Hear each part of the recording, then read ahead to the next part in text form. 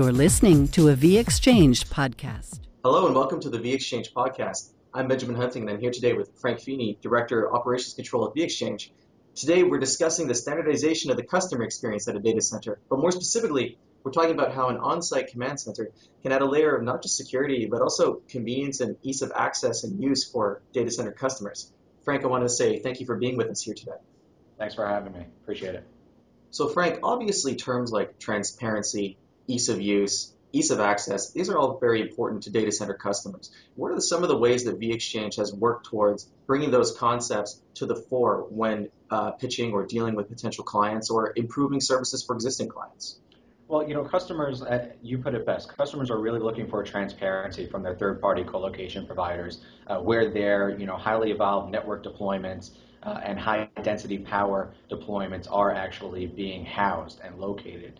So to give customers multiple touch points where they can get a current status of their environment in the data center without physically being there is definitely a value add to increasing the length of time that they're actually co-locating with you in your facility. So having a site command center, which is the local boots on the ground team who have access to the customer's environment, having a remote operations service and support center, which has eyes and ears into every facility of the company, and then also having a customer center, which the customer can log in on their own time through the open internet, assuming they have proper authorizations to do so, and get a current status and feel for their environment, is a value add, and it's something that they're looking for in a colocation provider before they make that decision on whether this is where they want to deploy their environment versus going shopping around for other colocation providers.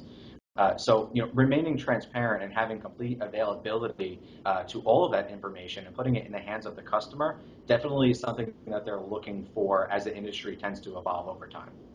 And having this central command center, or as you put it in the past, the Operations Service Support Center, is this something that is an industry standard, or is this a value-added aspect of the data center experience?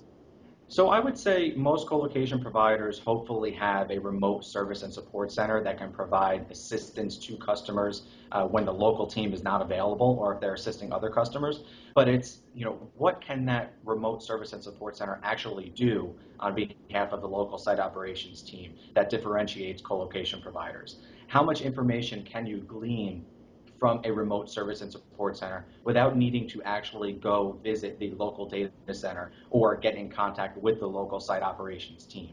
Ultimately, remote support is 24/7 by 365, and when you have multiple hands on deck that are overseeing multiple data center facilities, you have a much better chance of getting an effective and efficient answer more immediate than you do by reaching out to the local site operations team at that facility. Ultimately, you can always expect that there are persons available in a remote service and support center, whereas you may not understand what the current workload is at the site where your equipment is actually located. So it's all about making sure you get an efficient answer, efficient response, from somebody that's working in your remote service and support center to make sure that your needs are being met in an expedient manner. So we've already discussed customers reaching out to their data centers, whether through operations service support centers, the command center that we mentioned earlier. But what about going in the other direction? What happens when you have a planned change or an unplanned event at the data center and you need to get in touch with clients? Do you guys have a protocol, or is there something that clients should look for in this event? So that's a great question. So we have both of those things. When you onboard a client, they're given pretty much a set of guidelines that V-Exchange operations is going to follow should there be planned or unplanned events that occur at the facilities which they co-locate with us. So if you have planned events, we adhere to an SLA of announcing those events to customers who opt in to receive mass communications from our Global Service and Support Center to let them know when that planned event is going to occur and how it's going to change the operating status of the data center. So when you have emergent events or unplanned events, you need to react rather quickly to give an expedient notification to those customers, again, letting them know that there was a change in operating status of the data center.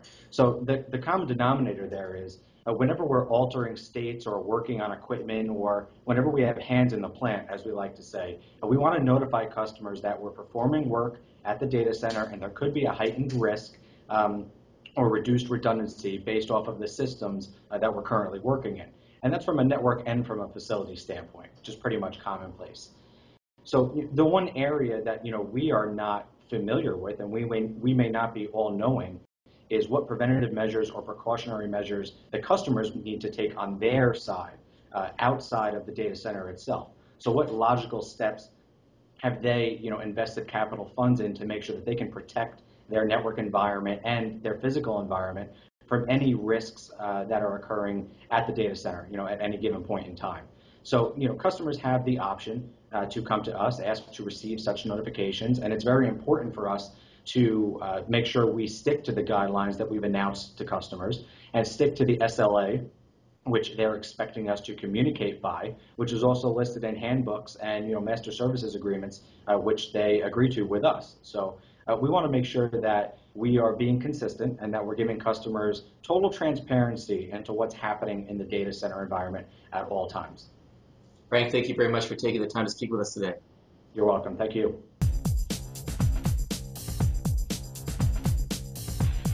You've been listening to a vExchange podcast.